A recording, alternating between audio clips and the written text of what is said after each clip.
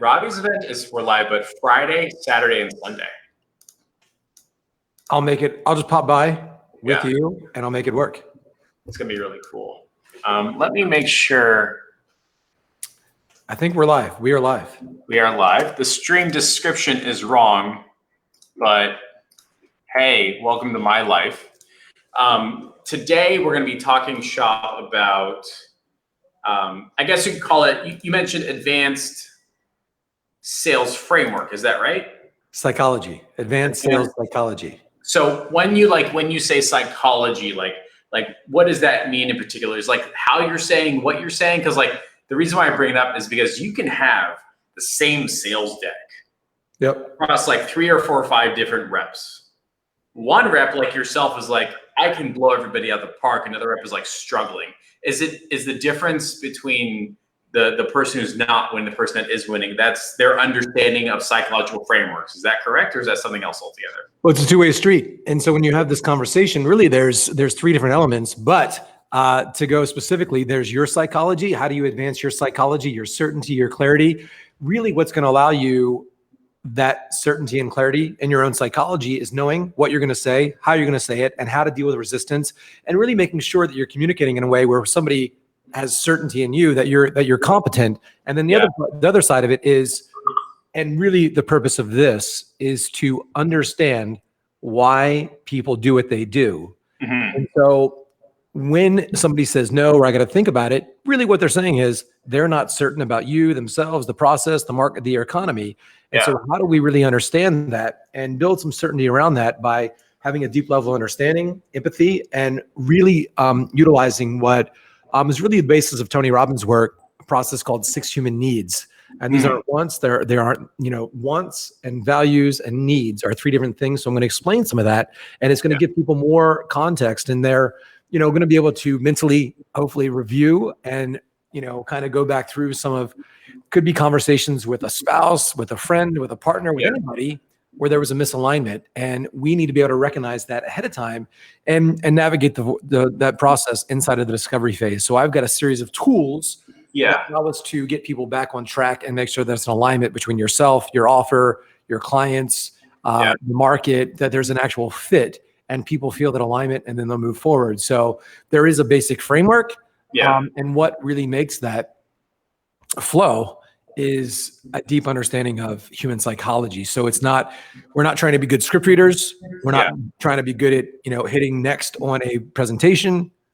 We want to make sure that we've got the sensory acuity and the flexibility in our communication to make sure that we're involving our prospect and they feel the feelings that are going to ultimately compel them forward.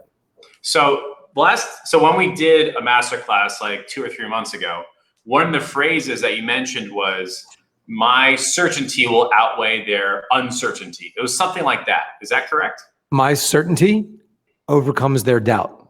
Overcomes their doubt. Yep. Right. So that's part one of it. The second part we'll kind of touch on today. Yeah. My certainty overcomes their doubt. So I'm very certain in myself. However, I do need to get them to feel some uncertainty. I want them to feel uncertainty, not about me, not about my process, but about themselves, the possible risk of staying where they're at, and the consequences of doing nothing, where really the tables turn, where they feel like them staying where they are is even more risky. And, there's some things around ego and some little aspects that we can play with based on what they're saying. So I'm going to map that out. So I remember one of the questionnaires that I use to like really understand where a client is, get them asking questions to themselves, where they're at. I modeled it after questions that doctors ask their patients. Yep. And I remember doctors asking their patients, like, when was the last time you got your cholesterol checked? And you're like, I don't know. They're like, you really should, because men over the age of 35 stereotypically, like, oh my God. And that like started to rock my boat. Yep. Like now I'm in this uncertain category. Like as strong as I am, as great as I feel, as much as I go to the gym, there's a hidden thing. And the questions that I ask on my Done For You client questionnaire has a very similar like rocky boat. So that's what you mean. Like you can ask questions that purposefully bring uncertainty and then move them to you being that confident, that's certain. Is that correct? And the difference is that psychological framework, right? Yeah. When we started a sales agency years ago, what we did, even on the questionnaire, we were talking to all these entrepreneurs that are doing like, 7 figures, but it turns out that's, say 80K a month, half is going to ads and Yep. 20K goes to team. They're leaving nothing in the business and they're balling with, cars and all these things. It turns out they're broke. They have a 7-figure business, but they're broke. And so asking questions like, well, if this breaks, who's in charge of that? Me. And so who's the HR person? Who's the accountant? Who's in charge of hiring? Me. And so now the questions have given them some uncertainty, and really, like I say, playing with the ego makes them feel smaller. Gets them to take off their big boy pants and realize they're just, toddlers, and giving them the opportunity, if they want, to be able to use some of those structures of true 8-9 figure businesses. If they're curious, what does that look like? And would you like some help implementing that? Here's the coolest part. As an up-and-coming agency owner, or even an agency that has a long history of success, you're always going to find a business that's up here, right? That always has going to beat you, always going to have better results. They've got an in-house vice president of marketing called Mark Zuckerberg. Like, what am I going to do, right? Yep. Like, my results can't beat theirs. And you have this like weird David and Goliath fight of like, how could I possibly serve them, ask them for money? But you can ask those questions. You can say, hey, so let me ask you, right now you have your vice president of marketing is doing great. You have your current agency is doing great. Let me ask you this. What would happen if your only source of revenue got hit by a truck? That kind of like breaks that 8-figure, 9-figure, whatever, like hierarchy, right? Now you're coming at a different angle. And so I'm actually starting to use those conversations now. Like, we just signed on a franchise and we have one location as a test run for 2 months, and then we're going to upload 5, 10, 15 others. And they're venture capital backed. They've got 30 years of experience. They contacted me. They found my phone number. They texted me. And the first thing out of the guy's mouth was like, look, man, I don't know why we should hire you in the first place. I said, honestly, I don't either, unless you get hit by a truck. Like, you guys are going to be doing great. And he's like, you're right. What if I did get hit by a truck? I was like, so what we're going to do is have dual systems. So that any time something goes wrong, you get shut down, your vice president quits, something drastically changes the market, you have a second source. That's why they're talking to me. And now we can roll out a backup plan. And I thought that was pretty interesting. And that's great. I've used your previous Masterclasses training to guide that conversation. And I remember you showed the chart. There's like all these like squares and all stuff. And at first your brain goes like, I don't know what it is. But honestly, like that framework works. Yeah. People that what you're doing is creating context. So the content is determined by the context. And so we use, softeners and language around the question to really frame their mind appropriately. And we talked about the bit last time, like right now you see me through this, this lens, but if the camera was facing that way, there'd be, a picture of a wall. And so we get to frame people, say, okay, well, what about this? And now they're forced to focus on something that they weren't associated to. So we've all got, especially in business, when you're a doctor or whatever, these people are continually focused on this, but it's like, okay, what about this? Another really powerful frame that I used to say with a lot of really successful people that gets them kind of buying into you is really around their unique mechanism. And so what that might sound like is something like this. So, okay, we're here to help you possibly with your marketing. So I do have some questions about what you're doing now. And, this isn't for me. This is what Peter Drucker said, who's, an amazing marketer, owns Sony Pictures. He said this, he says that all business it's really innovation and marketing. It's the ability to have something unique, and then the marketing. The effectiveness of the marketing really comes down to what's unique about the business. And so, if somebody doesn't have that, they're a commodity. And so just to help us understand how we can position you correctly, tell me what's unique about you, what separates you from everybody else. So now it's now they're almost like definitive. Well, we do this and we do that. I'm like, okay, I guess that's good. But, can I ask, why do you do it that way? Yeah. And whoever's explaining themselves is always in kind of an inferior position. And so, could I ask, what was the thinking behind that? And how long has that been working for you? Do you feel like there's anything that you could do to enhance this offer to possibly reach more people? Do you feel like there's any limitations to it? I know that you've reached certain milestones, but often, as they say, what got you here won't get you to that next level. So just curious, what do you feel like the next level is for you? Mm. So what we're doing is we're getting them to edify themselves. We're creating gaps. Okay, we acknowledge that you're here, and businesses that aren't growing are stagnant and kind of reaching a decline. And so you need to be having that sense of excitement and progress within your business. Yeah. I'm curious, what's that next level for you? Have you thought about this? Have you thought about that? So then we're getting into more of a consultative talk, which is really nice. So that means that I can be prospecting, cold emailing, Facebook ads, getting people on the phone. That doesn't mean I'm pitching hard. That means I'm going to be asking the right hard questions. Like, hey, Mr. Johnson, I'm super happy we're on the phone with you. It looks like you filled out this questionnaire. You're already at blank. It looks like you're doing awesome. You're already spending money on marketing. Everything is working. Let me ask you this. What's the next step for you? Yep. And then we can talk about that next step. As an agent, that doesn't know about asking those questions, all of a sudden, like, I'm trying to hit this brick wall and break through it and just sell them. Like, no, let me just ask what that next step is. And it's totally possible that this guy read something, saw something, thought something, and all you have to do is solve that problem. He could be calling you about something totally different you don't even know, right? So do you have like a slide deck that you want to share or something like that? Or are we just going to like talk shop just like this?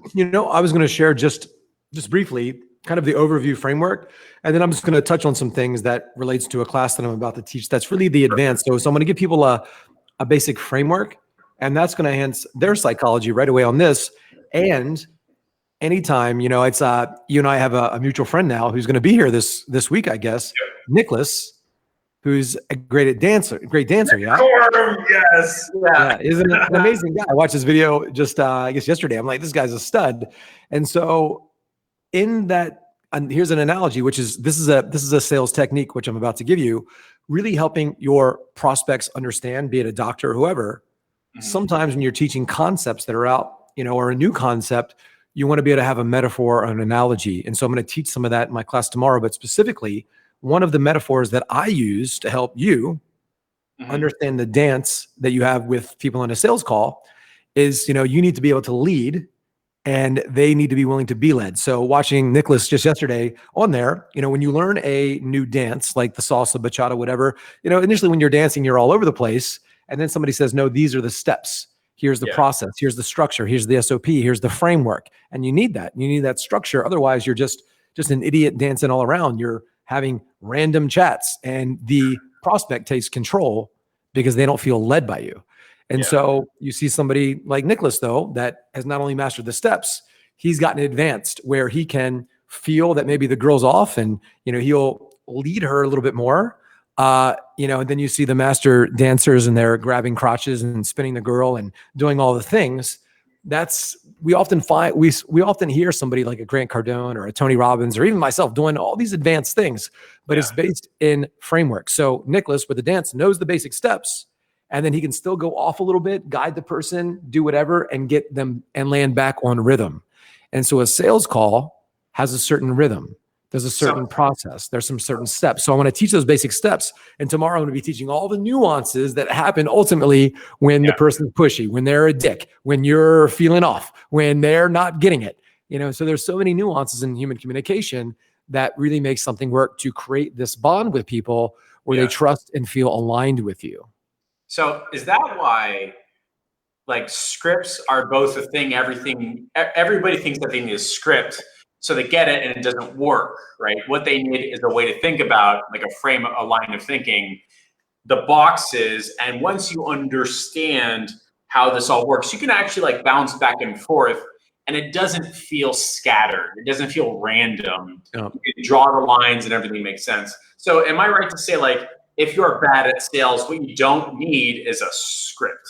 Like what you need is a framework, a line of thinking, and understanding if somebody's in stage 1, 2, or 3, or 4, how to get from disbelief to uncertainty to believing in you and buying your stuff. Not like a 10-worded script that people are like, I just need this one thing. That's the incorrect line of thinking, right? Yeah, it's just communication doesn't work that way. I do believe in scripts, to script out little pieces and little questions. And we've got tons of questions, and we've gone over those. But as we ask questions, the goal is not to ask specific questions. Yeah. But we will. we're looking for specific information. And sometimes you ask a question and you don't get the information. So you got to ask the question in a different way. So, for each part of the process I teach, there's 6 phases of the call. There's a different outcome for each phase of the call. And if you're focused on what to say, if you're connected to a script and not the person, if they are saying something where they go off on a tangent and you can't pull them back, well, these are the nuances in communication that make somebody effective or not, and you can't script that out. You need that acute sensitivity to what's really happening and the flexibility to navigate that course. Now, I often, there's a great example from Jim Rohn. He talks about this, that when the storm comes, the mighty oak falls, but the weeping willow, who's flexible in its branches, remains tall. And so sometimes there's a storm of emotion coming from your prospects. And what we need to be more flexible isn't just being a wuss, not just being a lay down, not letting them push you over. It's being flexible, but also being clear in the outcome. And the outcome of your conversation is not to get a yes, is not to make a sale. Because if you're trying to get a sale, they feel that. And so there's a lack of depth that they'll have with you. So of course they know that you're there to want to have a sale, but really in your mind, you have to be more like, is there a sale to be made? Can I actually help this person? What does this person need? And I love this quote from my buddy Jeremy. It's to be a problem finder and a problem solver, not a product pusher. And so as we ask these questions, we're opening up the prospect's mind, just like you did, to get them aware of problems they didn't even know that they had. Like, when was your last cholesterol check? Okay, can I ask why you put that off so long? That's it's like, and it's like, and then they might ask you about your family and your medical history. Has this ever happened? Has anybody ever this? Do you even know? Do you know your blood type? Okay, why haven't you done any of this? Like, what is your level of concern over your health? Do you think that your health's important? Oh no. It's like, you can see my body language change, by the way. When somebody asks why have you put it off for so long, like it's just like such a uncomfortable question, and all of a sudden this like confidence just leaves my body. But let's do this. Do you have screen share on your side of Be Live? Is that an option for you? Let's see. Oh yeah, look at that. All right. Cool. I do. Let's go with this one and share. And now it's my screen, yeah? Yeah. All right, cool. And you see opening? Go full screen on that. Present. And let's see if you can move this around. All right, cool. Now I cannot see you at all now, just so you know. So everybody can see me, Eli, and then this is not working. So there's Eli, and then there's your slides right there. Click present again. Present. I can't see you at all, just so you know. I know you're doing great.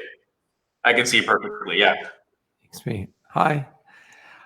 So I'm just going to take everybody through this really quick and going to talk about some of the things that you need as far as tools that are always changing. And so you want to have what I have like is what we call a book of bits, like little nuances in communication that move the sale forward. So I'm just going to do a brief overview just to give people some context over what the framework is that you need on all sales calls.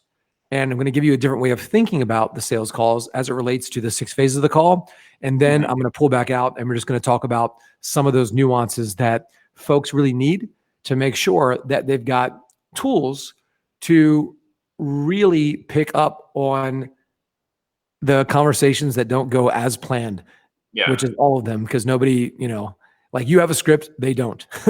So, you gotta, have some tools to really get people aligned and emotional and committed to you. And by, taking the focus off of yourself, making things really clear. And so I'm just going to go through that now.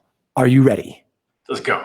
Awesome. So really quick, the opening is the first phase. And, you could say something like, John, this call is really for me to be able to ask you some questions to find out if what we're doing here could actually help you. Yeah. And so, I should start off by asking, have you already found a way to get the amount of leads that you're wanting, or is that something you're still looking to fix? And so they're going to say, oh, I'm still looking to fix that. So they tell you, but more importantly, themselves. And so you're going to establish a little bit of connection. I'm not a huge rapport person. I assume rapport, I assume responsiveness, and rapport is really about responsiveness, like trust and responsiveness, and getting the focus on them, not on you. And so we just want to establish why they're there. I talk a lot about this in my training, this concept of utilization.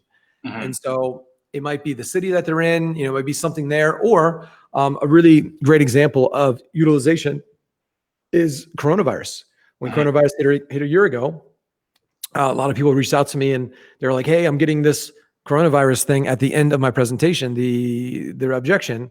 I'm like, well, leaders, do they go second or do they go first? They go first. And so you need to bring it up first. You're not a robot. Obviously, this is affecting all of us. And so it's like, hey, with the coronavirus, there's been so many changes to the market. I want to let you know ahead of time what we're advising people based on your responses. We kind of give people a safety plan. We say, based on where you're at in your business, your risk tolerance, where you're at as far as your mindset. For some people, we tell them just to take it easy, just to kind of wait this out. And for some people, about 30, 40% of people we talk to, that's the best option for them. However, because so many people are going to fold and wait this out, there is a real opportunity for business that want to take market share and dominate in that space. So based on just a few questions I have for you about where you're at, where you're wanting to go, what's going on in your business currently, I'll let you know which one of those options we feel is best for you based on our, just what we're seeing from people. Yeah. And if it does make sense for you to really take market share, we'll specifically go through a plan of what that might look like for you. So what I like about that is it's all of a sudden not a yes or no. Yes, you're going to the program and make you sell or not. The assumption is we're going to figure out which one of these 2 or 3 is a great fit and then move forward from there. Is that correct? Yeah. Based on your answers, you're going to share with me what bucket you're in. And so the whole thing is I might not even make you an offer. I don't know if I can help you. I don't know if I want to help you. I don't know if you are capable of helping and the criteria that are going to allow me to, really determine that for you in your best interest. So it's called a best interest frame. I'm framing all this in the best interest. I'm utilizing all their possible objections ahead of time. And so that's, you want to go first. You want to address it first. You want to address that elephant in the room first. And that's going to create more trust. And those sentences and the utilization and like the big opportunity, new opportunity, that exists no matter what. We've got Corona coming up. We are in Corona. Corona is ending. There's a stimulus. There's new thing. There's always a new thing, right? Always. Changes in Facebook ads, changes in marketing, new regulations. There's always going to be something. And so, keep that in mind, all of you. You always have a reason, and you should always have a reason specifically to reach back out and follow up with your prospects. And the reason should not be, hey, just checking in. Yeah. Like, oh my God, I was hoping somebody would check in with me today. I'm so busy, but let me stop everything and just, check in for no apparent reason. I'm only a doctor. What I really like about that is it really makes sense and makes okay for industry and change to happen for me and my clients. Like everybody's trying to have a solid city ground and all that stuff. If all of a sudden you're saying like every time there's a new article, a new change, a thing, whatever, that's a new utilization and new best interest frame for me to have conversations like, hey, looks out, this new machine came out. This is a new opportunity. It's a big thing. Let's talk about how your marketing can best utilize this, upcoming $10 billion marketing campaign for manufacturer. Something like that, right? Yeah. And, it's just going back to the follow-up process, because you're not going to get everybody on the first time. So you want to have like a list of resources. It could be things happening that are new. Hey, I just read this article, made me think of you. And so you want to be a trusted resource, trusted advisor for these people. And that's how you build relationships. You lead with value, and just sometimes you're not going to get those people, but you could hire somebody for, very little an hour and have them, a VA and say once a week, we're going to send these out, send a personal note to everybody on our follow-up list. And, sometimes you might not get somebody on the first, second, or third try, but, establishing that relationship, especially if you are doing what I call sales displacement. That is a very nice way of displacing your competition, i.e. stealing their clients. I've made this bold statement before. There's other people in my space that do what I do. And I'm friends with everybody who's also a sales trainer. And I see some of the things they do are good and bad. And essentially I say to myself all the time, like I could steal all of their clients if I wanted to. I wouldn't, but there's things that they've even complained to me about. And, some of my friends have similar services, but they do things that are different than me, but they're like, hey, Eli, could you do this too? We'd rather work with you. Yeah. And so why would they rather work with me? Because they're delivering value, certainty, connection, actual caring, all of that stuff, being consistent. And like, I push people away a lot. Yeah. And so really, and this is like kind of a psychology piece. I really do protect my time. And I was coaching somebody earlier today that was asking me about this, like how do because we've all had months that we were behind in our sales. Yep. And you start to have a little bit of that commission breath. You want to hit your goals and your targets. And then the sales process really becomes about what you want, not what's in the best interest for them. So we've all had tough months financially, but I always remind myself, they need this more than I do. And even if I'm broke, I'm going to be okay. Yeah. I don't act broke. I'm in a psychology of abundance. Even when there's no money in the bank account, even when things are tight, I remind myself before every conversation, I'm going to be okay. And I've got my focus not on me. I'm not self-conscious. I'm there to really hold space and get them conscious about what their problems are. What are their gaps? What's the gap between where they are, where they want to be, and asking some questions to get them some uncertainty or i.e. pain associated to where they are now, and ask them, what they're actually wanting. And there I'm going to create the gap, and they're going to tell me why now, how important it is to them, the consequence that they don't, what they've done to find a solution. If anything, we're going to use language to refine this gap and really prevent objections from coming up ahead of time. Is this something that you're going over in your tomorrow $97 masterclass, or is this something totally different? This, I'm going to do a basic framework of, a little more nuance tomorrow in this. And I'm going to show people all of the gaps where things can go off, and specific tools and bits and reframes in language to reverse beliefs, to use metaphors and analogies, to use my 3-step reframe, to use my quid pro quo process. So there's a lot of processes that we've had. And I've been doing this for so long. Years ago, I started just to do the sales script for Tony. And there was times where things were a bit off, but I was really clear in my intent. I was really flexible, and I learned a lot of these tools. Nice. So I was able to turn people around. And I wasn't really aware of what I did. And I saw Tony do things, and we're like, okay, that's this, that's that. So we started to name some of these unique sales tools, and I'll be teaching all those tomorrow. And if somebody is interested in getting that $97 ticket, should they just message you for that? Yeah, or I can just put a link to it inside of here or whatever. It's just a ClickFunnels pay link, $97. Okay, cool. Yeah, at the end, put a link, because if I'm involved with this, I imagine more people will as well, because I'm always trying to put this into the framework and line thinking of my agency business. And I'm on the phone with future clients, current clients, anchor clients 2 or 3 times a day. In fact, I was on the phone with a client earlier today, Wyoming, that was like, look, this isn't working. We've only made X dollars. And very quickly I had to go into objection handling, rapport building. I was having a mini heart attack all over again. Mm-hmm. And after the call, I just realized hey, I hear you loud and clear. Where would you like this to go? And instead of going from a place of he's going to cancel, he used a phrase of I want this to work better. I thought he was just flat out pissed off and angry. He's like, no, it's working. I want it to work better. I was like, why did he threaten to cancel? Maybe that's just how he gets attention, right? Nope. And when I'm having those conversations, I'm trying to figure out frameworks so I can bounce back and forth. When I have new sales calls, new client orientations, I'm always trying to imagine something like this. And so for people who are like me, having those conversations, this upcoming masterclass is probably a good fit. But I tell you what, keep going on. We're at set the agenda. Tell me what happens here. Awesome. So really this is the process. What I did, the Corona example, setting the agenda, the basic agenda setting I got from Papa Kevin Nations. He's kind of the master. He's kind of the godfather of high ticket group coaching sales, for group coaching. So it's basically ask, tell. Hey, Jeff, here's how this call is going to work best for you. That's framing in their best interest. I'm going to ask you some questions to find out if or how we can possibly help you. I'm going to tell you the process of what it takes for you to get X result. You can ask me any questions you like. And at the end of the call, just let me know if it all makes sense. Sound fair enough? So there's several different versions of that, but I said 4 things. I'm asking you questions. Yep.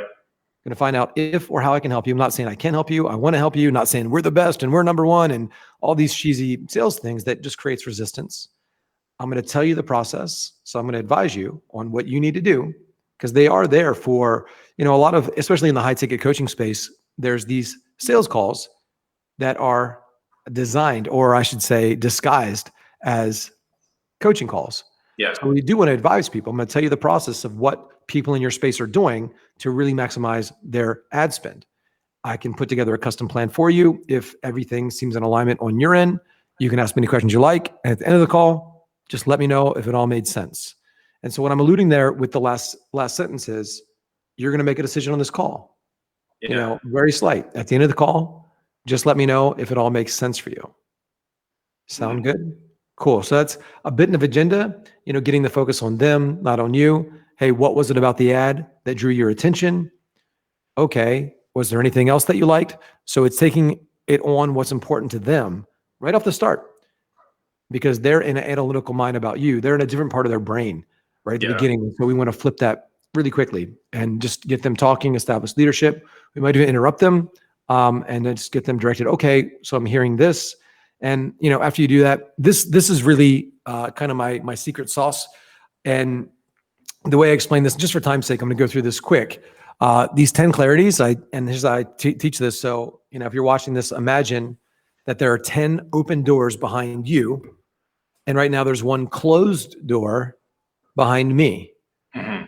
So the prospect, or say you in this case, as you and I are talking and say that I want you to come with me through this closed door, you can't see what's on the other side. So the only way you're going to commit to go to this side, when you got 10 open doors behind you, you have 10 outs.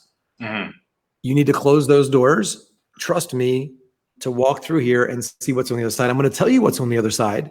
I'm going to tell you the admission fee, but there's got to be a trust and you have to be focused on your problem. And so closing those doors, there's your problem. There's, the trust, the consequences of doing nothing. There's, timing, spouse. And so they have 10 outs. And so we ask questions in a way, and you'll want to have a checklist, and you guys can take something like this. You're going to want to make sure you've got at least something like finances. You want to have a good understanding of that, or clarity. You want to have installed some doubt. Like, why not stay where they're at? Why have you not been able to figure this out on your own? Partner, spouse, support system, timing. Like, what do they feel like is stopping them? Where are they looking to go? Where are they at currently? The consequences of doing nothing. So those 6 or 7 clarities will be things that you have on a checklist, and you'll want to check those off every single time. And I'll tell you right away, the one people miss most of all, because it can feel a little bit awkward, is cost of inaction. Consequences of doing nothing. And so, there's a lot of different ways we could frame it. The most recent $5,000 I spent, the one that pushed me over the edge was, Jeff, let me ask you this. What would happen if you didn't join? And then I had to answer, which was things would probably stay the same, or I would grow a little bit. And then they said, what happened if you joined? I said, I'd probably get the result I want. And I said, fine. And then I just typed in my credit card number. And the cost of inaction is usually people looking back at their current scenario and saying, this is unsatisfactory. Like, when they answer, they have to move. Is that correct? Yeah, well, you could ask the question, like, what's going to happen if you don't join? What's going to happen if nothing changes? They might say, well, everything will be the same. And then you could say, well, are you willing to settle for that? Well, I guess so. I guess that's just how it is. Okay, and whose decision is that? I guess it's mine. Okay, well, time for you to start making different decisions possibly. If you do want different results. Do you want different results? Are you willing to make some changes so that you can, spend more time with your family, have a higher income, and not have to live in this uncertainty? Is that something, that you're wanting here? And so, you're framing them appropriately, because sometimes we'll say, well, they'll give you the Eeyore answer. Well, I guess I'd just be stuck. Yeah. Okay, well, what's the possible almost certain future for you and your business if you just continue to stay where you're at? Are you willing to settle for that? Is that Is that why we're on the business, or on this call, just to help you play it safe? Or are you looking to actually guard yourself? Because, you tell me, is business changing? The same strategy you were doing 5 years ago probably aren't working today. Mm. And so, it's like, when's the best time to get a map of the road ahead? When you're already in the woods, or before you go in? Yeah, we're going in a different season of business here. And so things are changing here and there, and we can do this. And so, it's just a way to get people associated to the consequences of doing nothing. And so that's that one people miss a lot, we find, because it can be a little bit awkward. And so you could say, hey, John, I almost hate to even ask this. Or, as an entrepreneur, sounds like you've been very successful as a doctor at doing this. So I'm curious, what's that next level for you? Because you could just stay on the same path and do fairly well. And I'm curious, what is it that has you wanting to do more and possibly help more people? Love it. Yeah. So there's that really quick. And just for, time's sake, I'm going to go through these relatively quick. All right, boom. Present. So there's transition.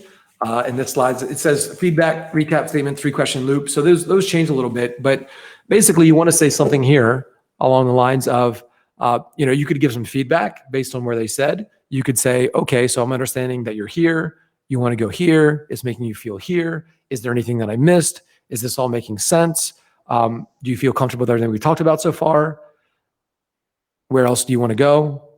And so essentially what we're doing in this transition stage is we're recapping everything that we just went over to make sure that we're clear on what their gap is, where they are, where they want to be, what's in the way, their commitment to change, how it's making them feel, how it's impacting them.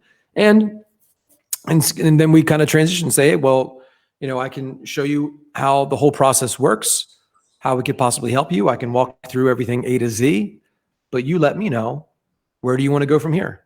And they always say, walk me through the process. So they're asking.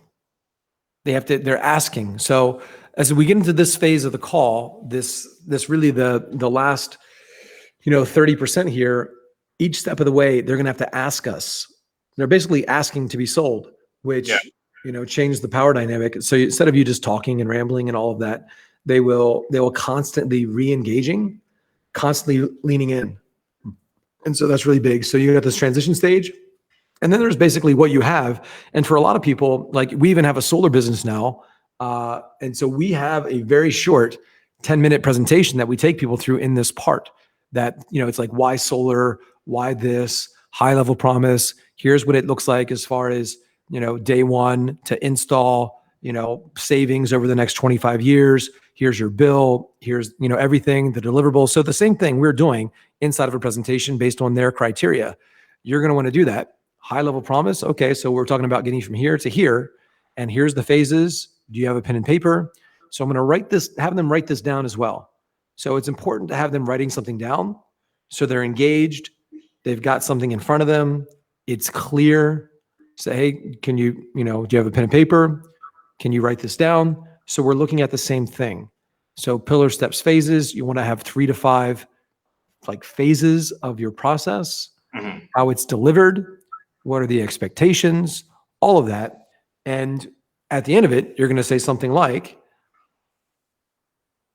does this sound like something that might be able to help you get where you're looking to go? And they're going to be like, I think it might. Okay, well, hold on, John. What can I ask? Why do you think it might? And they're going to start selling themselves to you.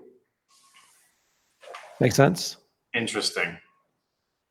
And then you could even further go Temp Check, which sounds something like this. I know we've not talked about the investment yet, but I want to make sure that we're on the same page. How do you feel about the process? Scale of 1 to 10. How do you feel about the process? 1, this is the worst thing you've ever heard in the world. 10, you feel like this might be able to actually help you. How do you feel about just the process? And they're going to say, the process is good. Okay, scale of 1 to 10. What do you think? Like a 9, 10, a 2? Where are you at? I'd say like an 8. Okay, that's pretty high. Why so high? Like a 6, 7. Okay, that's right in the middle. Why so in the middle? Yeah, this is a shit. It's like a 1. Okay, that's pretty low. Why so low? So we're going to have a discussion here before we drop the investment, because we want them associated to what it would mean for them. Also, inside of your presentation stage, you want to, talk a bit about their goals. So this is customized. Okay. So John, you said you're at, this much a month now. You're going to get like an extra this many clients a week and a month. So that's why I have this that can help you with that. Does that make sense? Is that clear? And so what he's able to do inside of here is based on the process, you need to be able to communicate what the kind of the ROI is, what the benefit of this process. He needs to be able to see clearly how your process can get him more of what he wants, be that income, clients, referrals, whatever it is. And so those are all things that you want to have inside of here. And then when you do go here and you're temp checking, you, like for my offer, which is a sales training, I say, we've got a process called the follow-up fix. Right now, how many people are you closing per month? Or like say per week? What's your closing percentage? We're doing 40%. Great. What happens to the other 60% that you don't close? Nothing. All right. If you were to find a process that could re-engage once a week those old prospects and get them back on the phone, and say you could just do, say even just one a month. How much is your offer? Let's just say 5K for argument's sake. Say, oh, well, we're closing 40%. That means 60% we're not. How many people is that specifically? So each month we leave about 100 conversations don't turn into clients. Okay. So out of those 100 conversations, that's, 25 a week. If we were to even get 10% of those back on the phone to make them a re-offer, that would be what, that'd be 2.5, or, you're looking at 10 new patients every month with no extra marketing costs, just based on re-offers. What would an extra 10 clients a month mean to your business? What would that mean to your business financially? So 5K. So, okay. So an extra 50K a month. Okay. And if you did that for a year, that'd be about $600,000 a year extra with no extra marketing cost. Can you see why that's important? And you're not doing any of that now. So, we're getting some tie downs in there where he's going to be being able to, and I love this phrase, what we want to be able to do for our prospects inside of this offer stage and, or even inside of here, what we're doing. I love this phrase. It's client quantifies the value for you. We're doing something called price justification and price anchoring. And so they are going to be able to justify the cost before you make the offer. So let's say you say it's 3K a month. They might say that's expensive, but in their mind, it's expensive compared to what? Compared to the last thing they heard, because that's how the brain works. So they just told you it's worth an extra $600,000 or $200,000 or whatever clients. And now they hear 3K a month compared to what? Compared to what they just told you. So it won't be expensive if we framed everything properly. When I was pitching in the office and closing $8,000 to $10,000 consulting deals, we bring them in the office and I would start, I don't know what I would call it, but it's effectively the same thing. I would just say, like, if you went elsewhere, like everyone's always trying to, like, all right, but what about the sale? And I would start off saying, like, look, when I worked at Intel, you could hire me out for 6 months. It cost $250,000 for 6 months. You go to a Madman style New York ad agency and get this, or for $180, or down the street in Miami and get those Biscayne Bay views and pay for someone else's penthouse, charge you $80K a year before they even talk to you. I'm not going to charge you $250. I'm not going to charge you $150. I'm not going to charge you $80. I'm just going to charge you $3,500 a month to month, no long-term agreement. It was so easy for someone to say yes to that because I started off at $250,000, right? And that's exactly what you're doing. They're not coming in saying, like, oh, I'm going from 0 to 35. They're starting off saying, oh my God, this is so expensive. And then what a deal. Is that about right?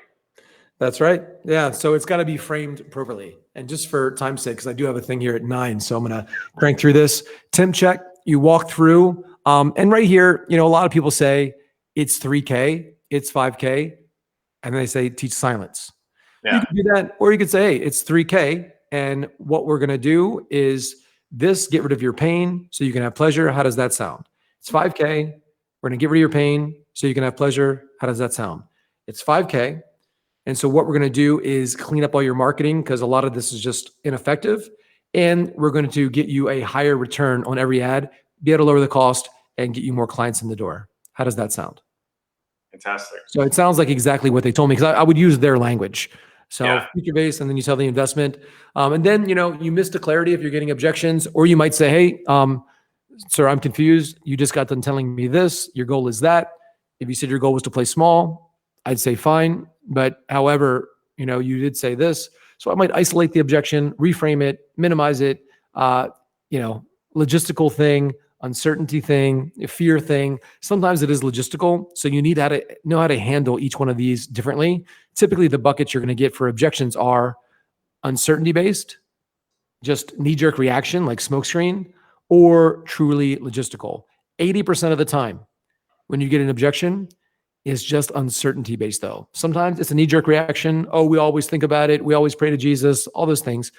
Relatively easy to move past those, like not a problem. You just loop back. But most of them are uncertainty based. And so that's where you really need to master, because they're not certain in you, the process, the timing, themselves. And so we need to loop back and handle that. So that's basically the process. Tomorrow, what I'm going through, because it's a framework that can help a lot of people, but there's a lot of nuances that really make this more effective. And so tomorrow I'll be dialing in all those nuances like quid pro quo, advanced framing, all the little nuances, belief reversal. I just posted something about that on my Facebook. Some of the different strategies that I used from seeing other people do it, and inside my Tony Robbins talk. How do we restructure the mind to put the buyer in alignment with somebody who is going to buy? So there's little tricks, and so we're teaching some of those advanced tricks tomorrow. Absolutely love it, ladies and gents. Eli Wild tomorrow at 6:30 p.m. Eastern Standard. He has a masterclass going on, exactly that. Message him, or front double biceps. There you go. Message him and for a ticket. Spots are limited. Doesn't want to have a million people on a Zoom call. And there's also going to be a link in the comments section to get your ticket again tomorrow, 6:30 p.m. Eastern Standard. Eli, always a pleasure. Awesome. And maybe I'll see you down in the sauna soon. Maybe. We'll see what happens. We live in the same building. All right, everyone. Catch you later. See you, buddy.